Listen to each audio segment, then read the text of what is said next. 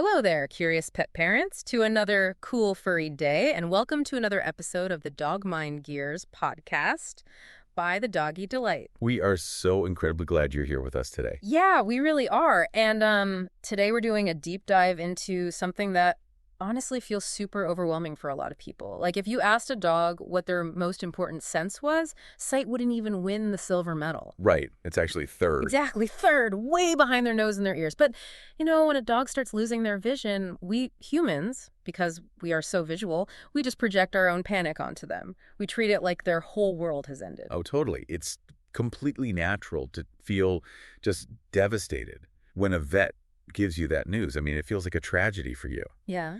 But a dog's biology and, their psychological resilience, it's vastly different from ours. So if you're sitting there right now, looking at your senior dog, maybe worrying about those cloudy eyes or how they're hesitating at the stairs, I really want you to take a deep breath. You are going to be their navigator. And we're going to walk you through exactly how to do it.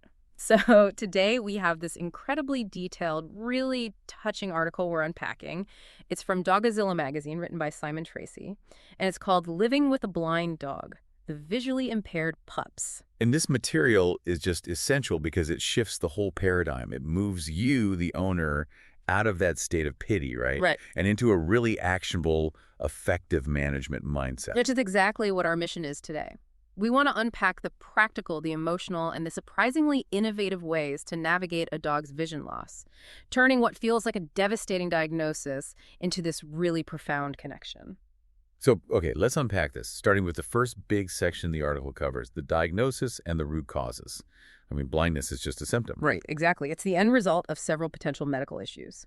And the article specifically breaks down understanding vision loss in dogs and what the common reasons are, because you cannot treat or manage what you haven't accurately identified. That makes sense. So the source highlights four main culprits. The first, and probably the most well-known, is cataracts. Right, that's the cloudy eye thing. Yeah, it's a clouding of the eye's lens. The lens should be perfectly clear to let light through, but proteins basically break down and clump together. So it's literally like trying to look through a frosted glass window. That is a perfect way to describe it. Then the second cause they list is PRA, which stands for progressive retinal atrophy. Okay, and what exactly happens there? Well, it's genetic. Yeah. If you think of the retina like the film in a camera, with PRA, those photoreceptor cells on the film just slowly degenerate. It usually starts with night blindness and then tunnels inward until vision is totally gone. Wow, that sounds really gradual. But then there's glaucoma, which always sounds super urgent when vets talk about it. Because it is incredibly urgent. Mm-hmm. The eye produces fluid to keep its shape, right? Yeah. And there's a drainage system. But with glaucoma, the drain gets clogged. Oh, yeah, so the eye becomes like a water balloon attached to a running faucet. The pressure spikes dramatically, crushes the optic nerve, and it is immensely painful. That sounds awful. It is. And the last one they mentioned is age-related macular degeneration. That's where the central part of the retina degrades, so they lose sharp central vision, but might keep some blurry peripheral sight. So if a dog is already losing their sight, why does the specific diagnosis even matter at that point? Like if they're already bumping into walls, isn't the damage done? That is such a common question, but knowing the why dictates everything. For example, if it's a cataract, a veterinary ophthalmologist might actually do surgery to restore the vision. Oh, I didn't even think of that. Right. But if it's glaucoma, your primary mission before you do any training is pain management. You can't ask a dog to learn a new way to navigate the house if they have a blinding migraine from eye pressure. That makes total sense. Yeah. The medical reality has to be handled first. But once you have the diagnosis and you know it's irreversible, the whole game changes. You have to look at your house in a totally different way. Yes.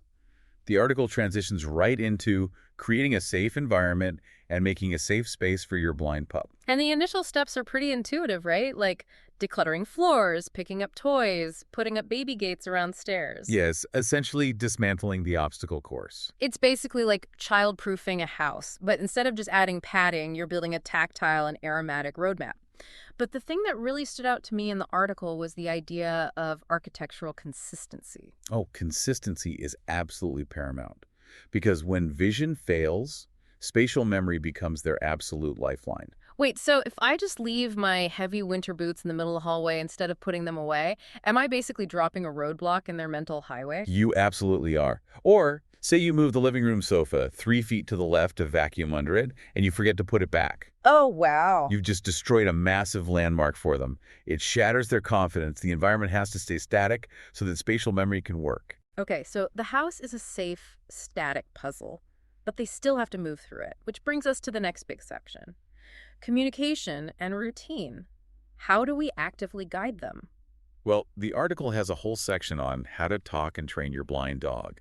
And it's all about shifting to auditory and tactile communication. Right, because they can't see us pointing at things anymore. Exactly. You have to use incredibly consistent verbal markers, training them to recognize phrases like step up or step down every single time you hit a curb or a stair. And pairing those with touch, right? The text mentioned using a gentle touch, like a light tap on the right shoulder to mean turn right. Yes, or a soft stroke on the back to ask them to stop.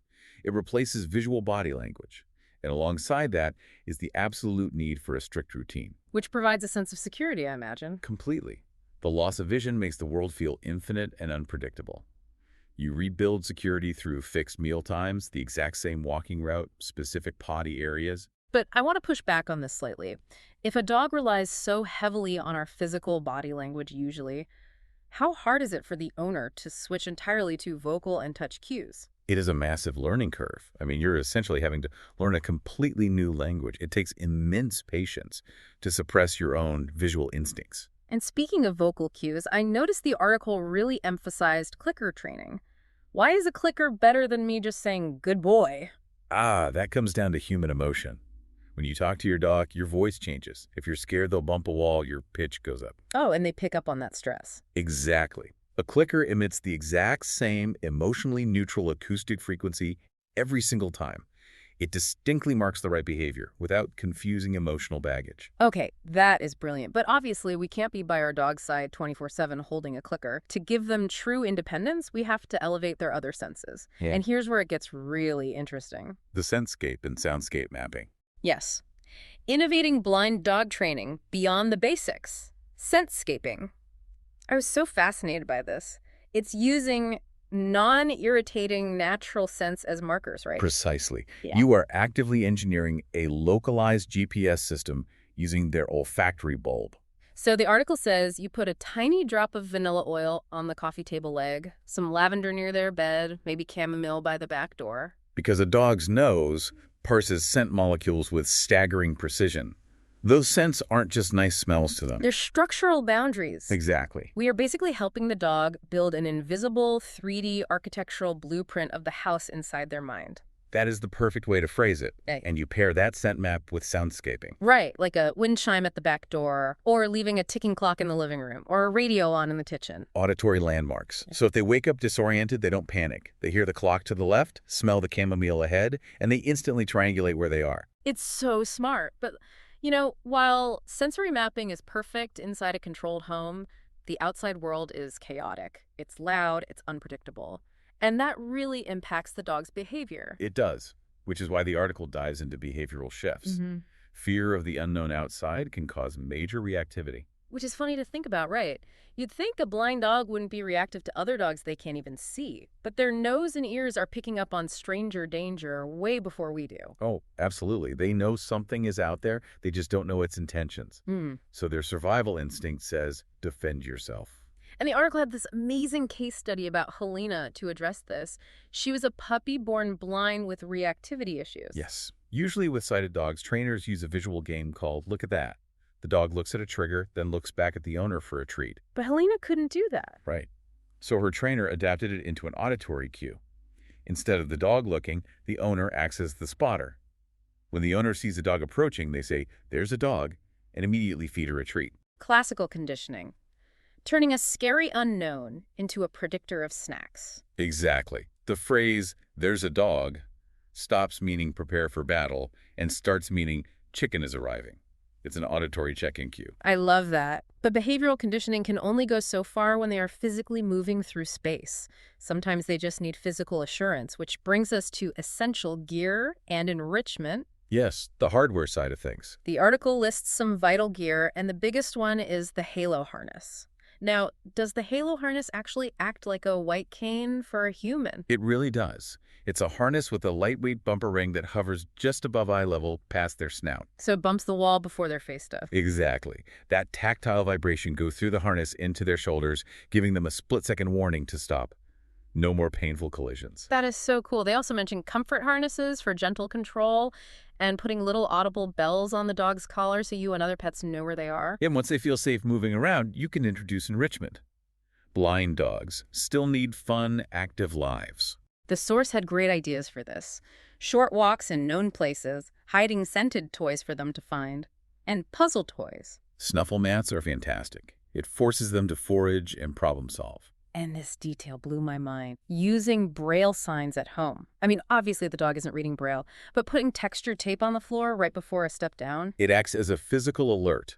Touch becomes an informational pathway. But man, doing all this, the halo harnesses, the vanilla oil, the clicker timing, it is a massive undertaking, which means the human caregiver needs just as much attention. Which is why the section on support for you and your blind dog is so critical. Caring for a special needs pet causes serious caregiver burnout. We talk so much about the dog adapting, but the owner has to undergo a massive psychological adaptation too. Patience isn't just for the dog, it's for yourself. Absolutely. The article recommends consulting knowledgeable vets, leaning on friends, even seeking therapy if you need it. You can't be their anchor if you're drowning. And while you manage your stress, you still have to keep up with the dog's medical maintenance. Just because they're blind doesn't mean you stop vet visits. Right. You still need regular visits to check the eyes for infections or pressure issues, keep up with vaccines, and really crucially, manage their weight. Yeah, a less active dog is prone to weight gain, which just adds joint pain to their plate. Exactly. You want to keep them as healthy as possible so they can adapt. Which leads us nicely into the final sections of the article, the key facts and FAQs of blind dog life.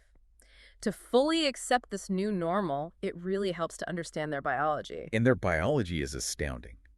Smell is their primary sense. Hearing is second.